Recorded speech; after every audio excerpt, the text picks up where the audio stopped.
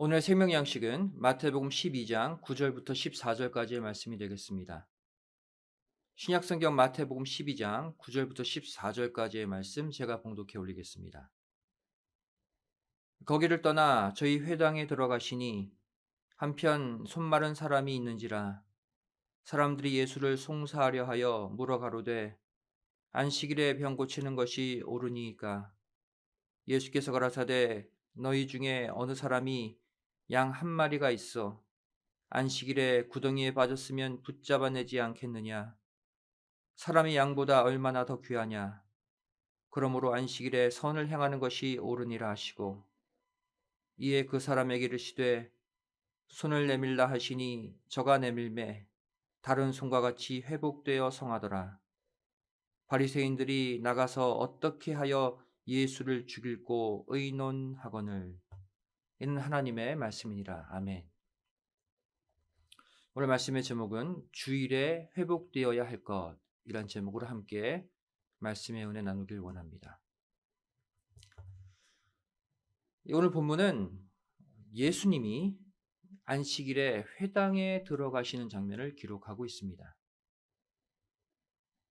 이 회당이라는 단어, 헬라어 쉬나고게입니다. 바로 집회라는 뜻이 있고요. 또 회중이라는 뜻이 있고 바로 회당이라는 뜻을 가지고 있습니다. 이 회당은 이스라엘 각 지역에서 소규모로 예배를 드릴 수 있게 만든 신앙 모임 장소를 말합니다. 이 솔로몬 성전은 예루살렘 중앙에 딱 한 군데 있죠. 이것은 매년 3대 절기 때 온 백성들이 모여서 드리는 예배 장소라면 평소 때 예배는 어디서 드렸느냐? 이 각 지역마다 존재했던 회당에서 각각 예배를 드리고 있었다는 거예요. 오늘 본문을 보시면 이 회당 안에 세 종류의 사람이 있는 것을 볼 수가 있습니다. 먼저 말씀을 듣고자 모인 사람들이 있었죠. 바로 신앙 회복을 이루기 위해 모인 부류들을 말합니다. 또 두 번째로 손 마른 사람이 거기에 있었습니다. 이것은 바로 도움이 필요한 약자의 부류를 말하죠. 또 마지막 세 번째로 그 안에는 또한 예수님을 고소하려는 바리새인들이 있었습니다. 이들은 바로 자신의 이기적인 목적을 이루기 위해 모인 자들을 말하죠. 이 세 부류의 사람들이 회당이라는 한 공간 안에 지금 모두 들어와 있는 거예요. 안식일은 오늘날로 말하면 우리가 매주 예배드리고 있는 이 주일을 의미합니다. 결국 오늘 본문 말씀은 주일에 참여하는 자들 안에 회복되어져야 될 세 가지의 것들을 말씀하고 있어요. 즉 우리가 주일을 올바로 지키게 되면 우리 속에 반드시 이 세 가지의 내용이 회복되게 되어 있다는 거예요. 거룩한 주일에 거룩한 회당, 성전, 교회에서 우리에게 반드시 회복되어져야 될 이 세 가지가 무엇인가? 첫 번째는 우리의 이중성이 일관성으로 회복되어져야 합니다. 오늘 본문 10절 말씀 보시면 한편 손 마른 사람이 있는지라 사람들이 예수를 송사하려 하여 물어 가로되 안식일에 병 고치는 것이 옳으니까. 다시 말해 이들은 지금 예수님을 고소하려고 안식일에 병 고치는 것이 옳습니까? 라고 물은 것입니다. 불순한 의도로 한 질문이죠. 이들의 질문은 겉으로 볼 때는 순수해 보입니다. 거룩해 보이죠? 하나님이 제정하신 거룩한 안식일에 관해 관심 갖고 간절한 마음으로 물어보는 것 같이 보이죠. 하나님의 율법을 올바로 지키려고 애쓰는 것처럼 보이죠. 하지만 속에 숨겨놓은 의도는 그게 아니라는 거예요.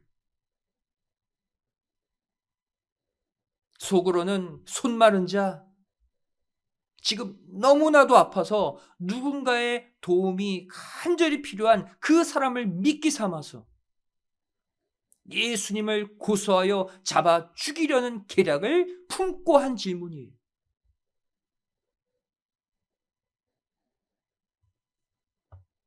오늘 본문에 등장하는 이 바리새인은 한마디로 말해 두 얼굴을 가진 사람을 말합니다.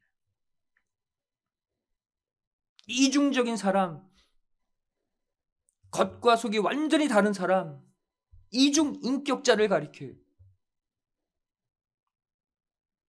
예수님은 이들 마음속에 있는 계략을 이미 읽고 계셨습니다. 예수님은 하나님이시잖아요. 내가 이 안식일에 이 손 마른 자를 고쳐주면 분명 그들은 이것을 책잡아서 나를 죽일 것이다.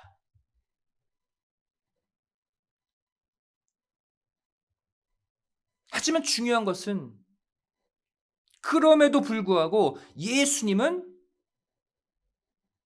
자신이 처음 마음먹은 것, 그 일관성을 유지하셨다는 거예요. 상황이 열악하고 생명에 위협이 가한다고 본인이 품은 마음, 그 뜻, 그 행동을 바꾸지 않으셨다는 거예요. 저들이 자신을 고소할 것을 아시면서도 안식일에 손 마른 자를 고쳐주셨습니다. 왜? 그것이 하나님의 뜻이기 때문이에요. 사랑하는 성도 여러분, 십계명의 근본 정신이 무엇입니까? 십계명은 단순한 구약의 율법이 아니에요.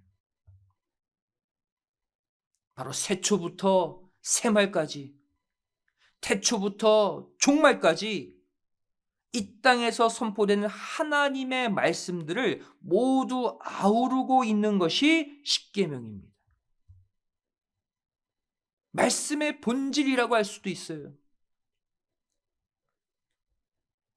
이 십계명의 근본 정신을 마태복음 22장 37절부터 40절은 말씀하고 있죠.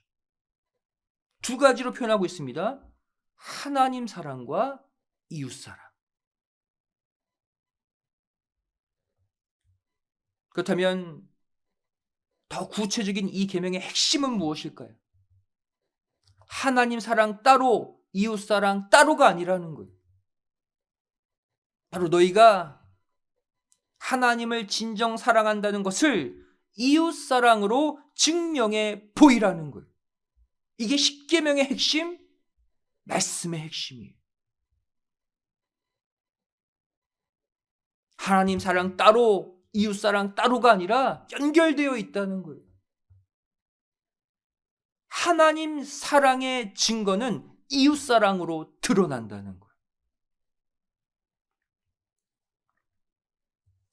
요한일서 4장 20절은 이렇게 말씀하고 있습니다. 누구든지 하나님을 사랑하노라 하고 그 형제를 미워하면 이는 거짓말하는 자니 보는 바 그 형제를 사랑치 아니하는 자가 보지 못하는 바 하나님을 사랑할 수 없느니라. 형제 사랑, 이웃 사랑, 성도 간의 사랑으로 하나님 사랑하는 것을 증명해 보이라는 거예요. 보이는 이웃도 성도도 형제도 사랑하지 못하면 하나님 절대로 사랑할 수 없다는 거예요. 거짓말이라는 거예요.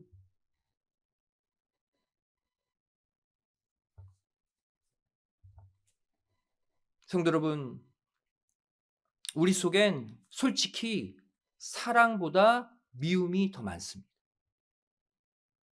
사랑하는 횟수보다 미워하는 횟수가 훨씬 많아요. 그렇지 않습니까?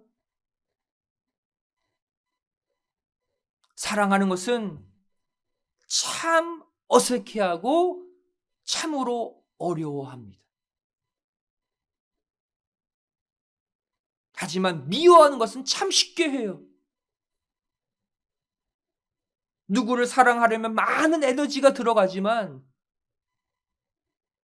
누구를 미워하는 것은 그냥 쉽게 이루어지죠. 일상 가운데. 왜 우리에게 이러한 증상이 일어나는 것일까요? 바로 우리 삶에 일관성이 없기 때문이에요. 내가 기분 좋으면 나에게 재물이 많이 들어오고 자녀가 잘 되고 형통해지면 그냥 모두를 다 끌어안고 모두를 다 사랑합니다. 하지만 순간 속에서 뭔가 꼬이면 다 꼴도 보기 싫어요. 다 귀찮고 다 그냥 미워하게 돼요. 그게 우리의 현재 모습 아닙니까?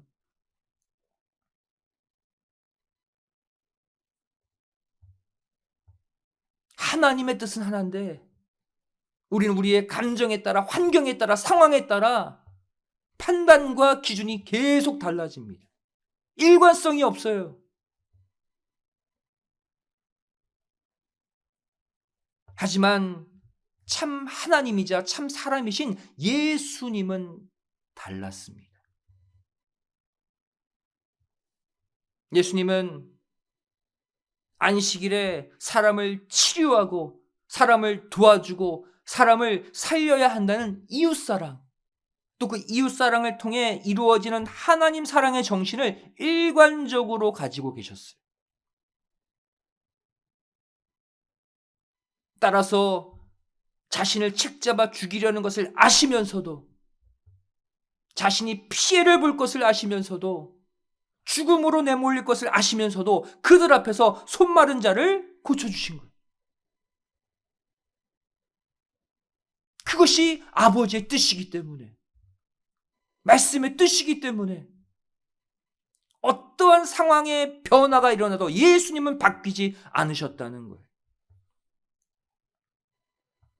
성도 여러분, 내가 살아오면서 얼마나 많은 주의를 지켰는지가 중요한 게 아닙니다. 횟수가 중요한 게 아니에요. 신앙의 연수가 중요한 게 아닙니다. 정말 한 번을 지키더라도 내 겉과 속이 똑같은 일관성 있는 인격으로 주의를 지키고 예배를 드리느냐가 중요한 거예요.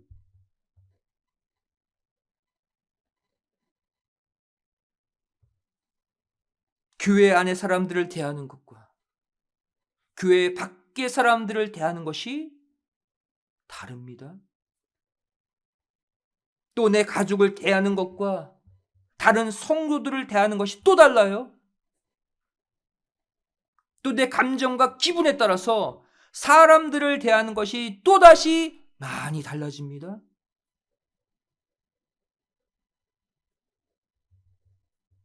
이중적인 모습, 일관성이 없는 모습,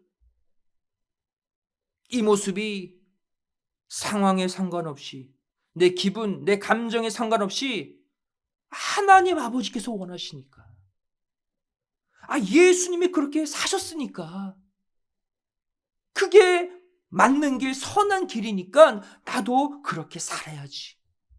상황, 환경, 내 기분과 상관없이 하나님의 영광을 위한 일이라면 내가 그 길을 걸어야지. 이런 일관성으로 바뀔 때 끊어졌던 주님과의 교통, 주님과의 동행이 다시 시작될 줄로 믿습니다. 그렇다면 이 작업을 언제 하라는 것입니까? 오늘 본문이 말씀하고 있죠. 하나님이 날에 복 주신 거룩한 주일에, 또 하나님의 눈과 하나님의 이름과 하나님의 마음이 머물러 있는 이곳 교회 안에서 그것을 다시 시작하라는 거예요. 그러면 하나님이 하나님의 성전 집 안에서 도와주시겠다는 거예요.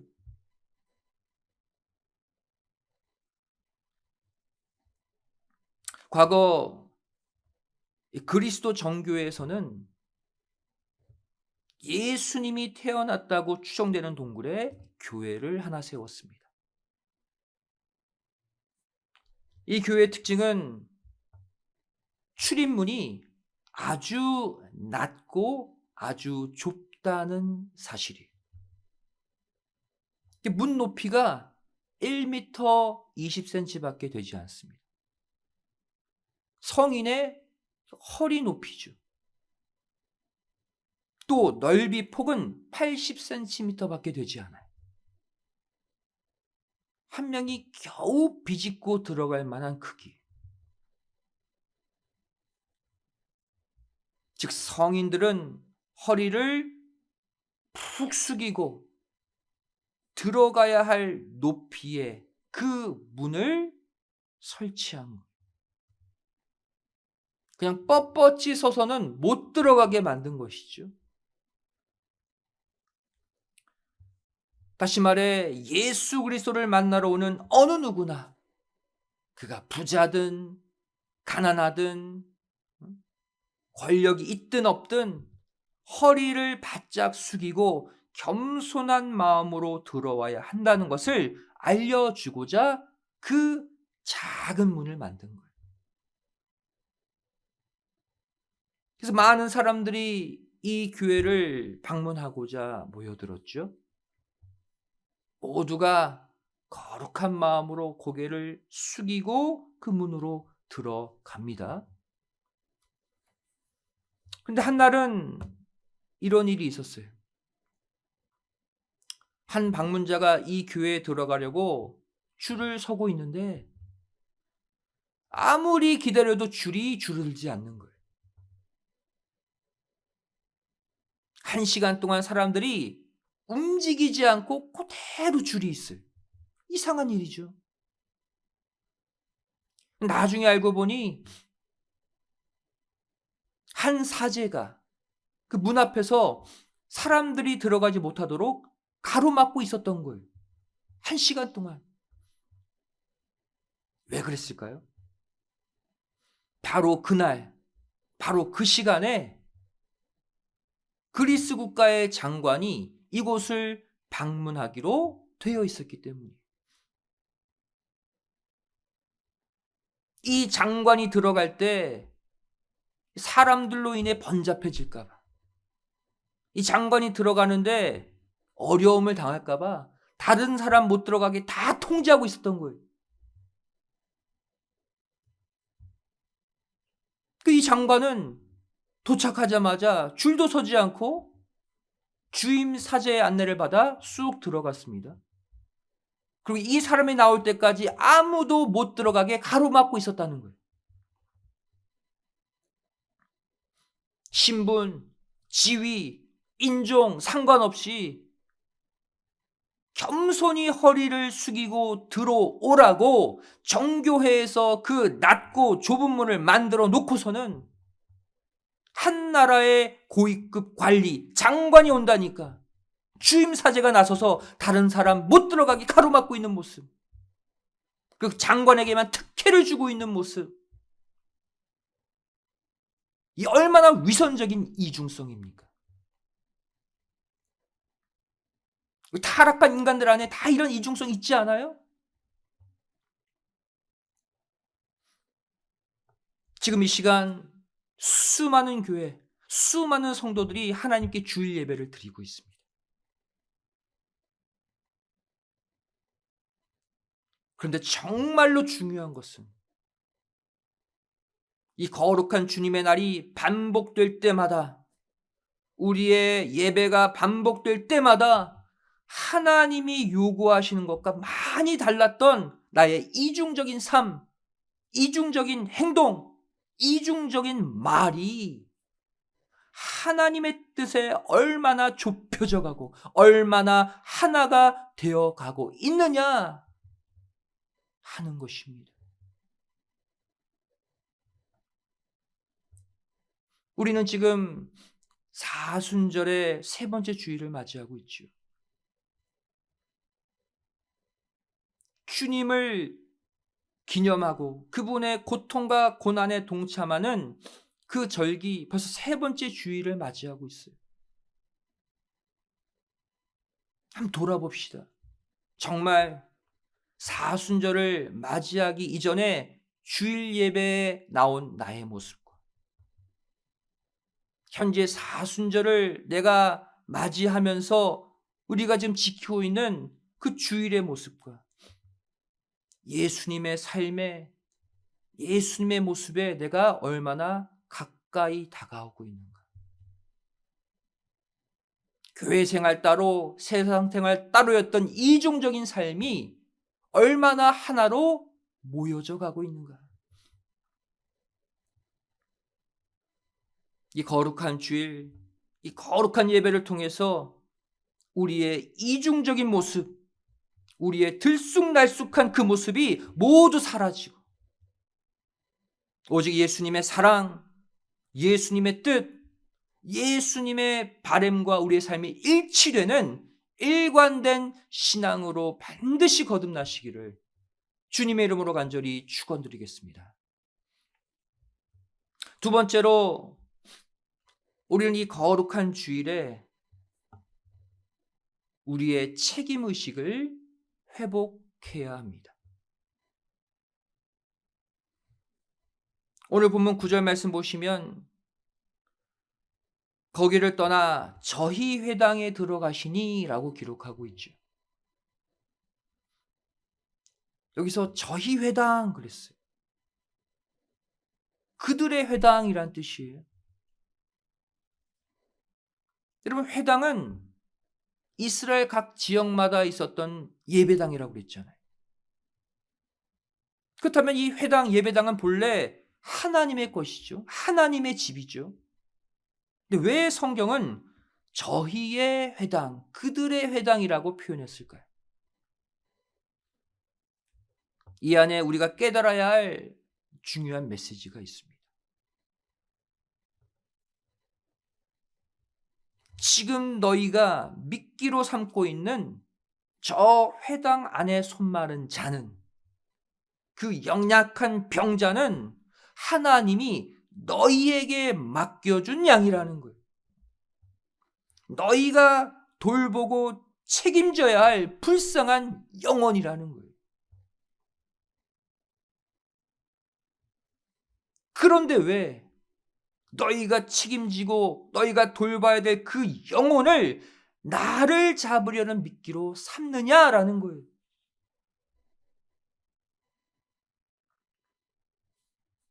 오늘날도 마찬가지입니다.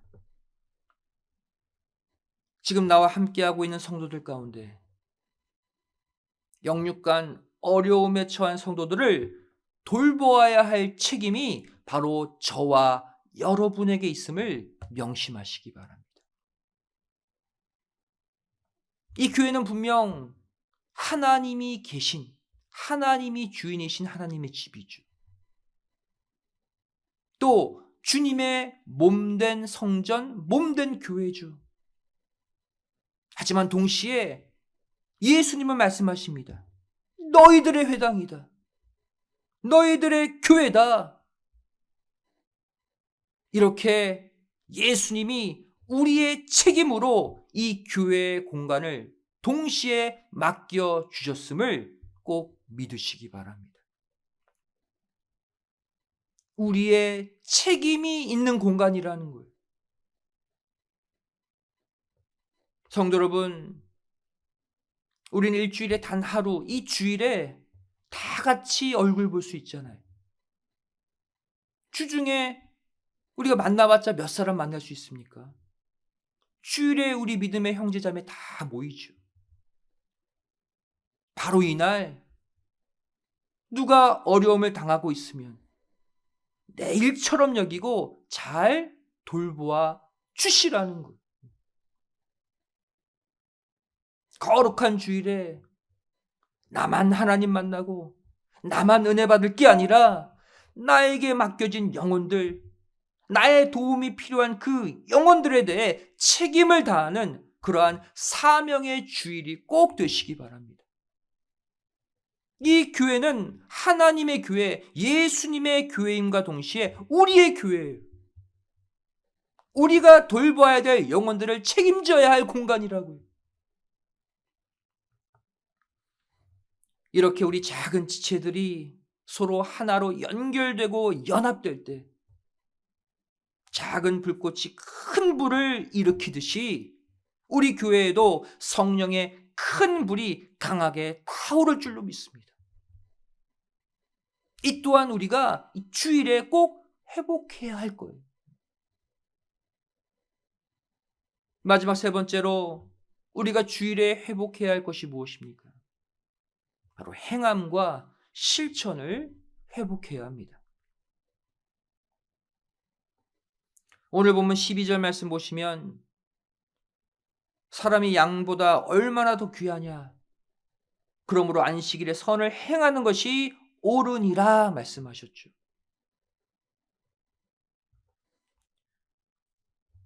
예수님은 분명히 이렇게 말씀하셨습니다. 안식일에 선을 행하는 것이 옳다. 당시 바리새인들도 이것을 알고 있었습니다. 그리고 사람들에게 그렇게 가르치고 있었죠. 안식일에 선을 행하라. 평소 때 선을 행하라. 하나님의 뜻대로 살라. 여기서 우리는 예수님께서 안식일에 선을 말하는 것이 옳다라고 말씀하시지 않고 선을 행하는 것이 옳다라고 말씀하신 점에 주목해야 합니다. 누구나 이 주일은 하나님의 영광을 위해 보내야 된다. 또 주일은 선을 행하는 날, 예배드리는 날이 되어야 한다. 누구나 쉽게 말은 이렇게 하죠. 하지만 진짜 그렇게 말한 대로 행동하고 실천하고 있느냐 하는 것입니다. 예수님이 지적하시는 것도 그거예요.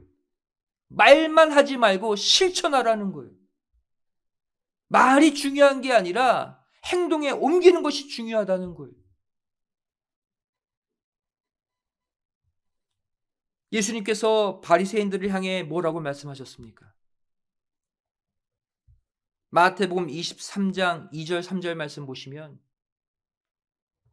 서기관들과 바리새인들이 모세의 자리에 앉았으니 그러므로 무엇이든지 저희의 말하는 바는 행하고 지키되 저희의 하는 행위는 본받지 말라. 저희는 말만 하고 행치 아니한다 그랬어요. 말은 정말 잘해요. 말을 들어보면 정말 잘 믿는 것 같아. 근데 그 행동이, 그 삶이 그렇지 못하다면 아무 소용이 없다는 거예요. 성도 여러분, 이 주일은 선을 말하는 것으로 그치면 안 되고 실제로 선을 행하는 날이 되어야 합니다. 내가 알고 있는 하나님의 뜻, 그 진리를 행동에 옮기고 실천하는 날이 되어야 돼요. 안식일에 이 회당 안에서 예수님이 하신 일 보시기 바랍니다. 말씀만 증거하셨습니까?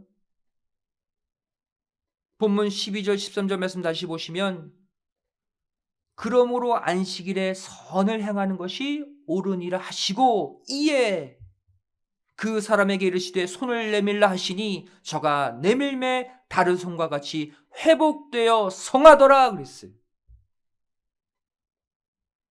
안식일에 선을 행하는 것이 옳다 말씀만 하신 게 아니었어요. 실제로 손 마른 자를 고쳐주셨습니다. 말씀하신 직후 곧바로 그 말씀대로 실천에 옮기셨어요. 안식일에. 이것이 오늘날 우리가 이 거룩한 주일에 회복해야 할 올바른 모습인 줄로 믿습니다. 성도 여러분, 이 세상 불신자들의 일주일은 어떻습니까? 이들은 월요일부터 금요일 혹은 토요일까지 일하고 일요일에 쉽니다. 그들에게 있어서 일요일은 쉬는 날이에요. 빨간 날이에요. 공휴일에 불과합니다. 하지만 우리 믿는 성도들의 일주일은 어떠해야 합니까? 일요일, 이 주일에 쌓은 선행과 하나님이 주신 은혜의 힘으로 그 다음 월요일부터 토요일까지 살아가는 존재들이 우리 성도들이, 세상 불신자들의 살아가는 사이클과 정반대로 살아야 되는 것이 우리 성도의 모습이라는 거예요. 여러분, 주일은 우리가 쉬는 날이 아니에요.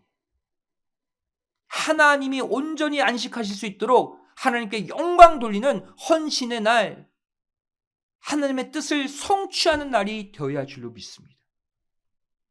거기서 얻은 하나님의 은혜의 힘으로 우리가 주중에 월요일부터 토요일을 살아가는 거예요.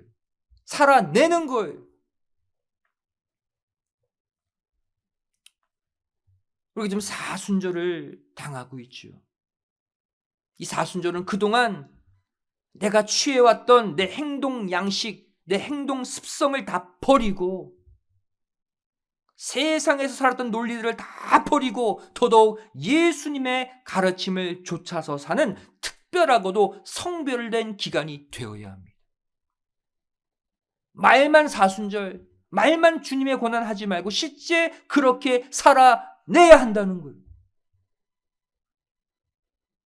요한복음 8장 32절에 예수님이 말씀하셨죠. 진리를 알지니 진리가 너희를 자유케 하리라.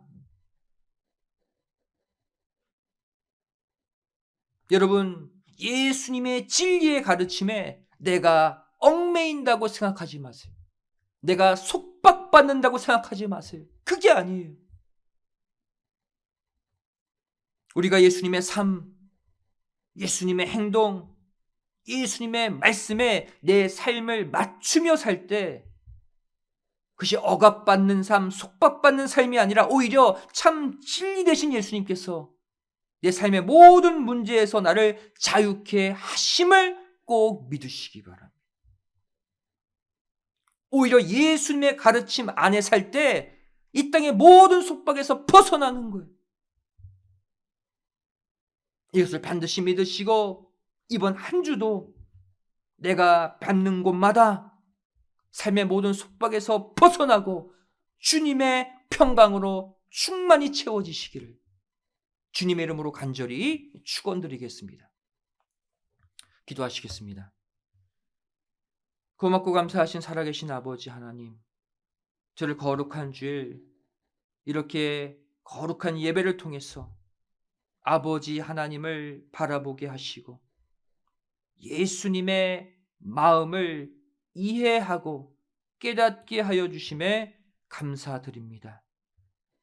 저희를 이 거룩한 주일을 맞이해서 우리의 이중적인 삶, 내 감정과 환경에 따라 들쑥날쑥되었던 나의 그 이중적 삶을 청산하고 오직 하나님의 뜻, 예수님의 마음, 그 한 가지를 향해 올곧게 전진하는 일관성을 회복하게 하여 주시옵소서.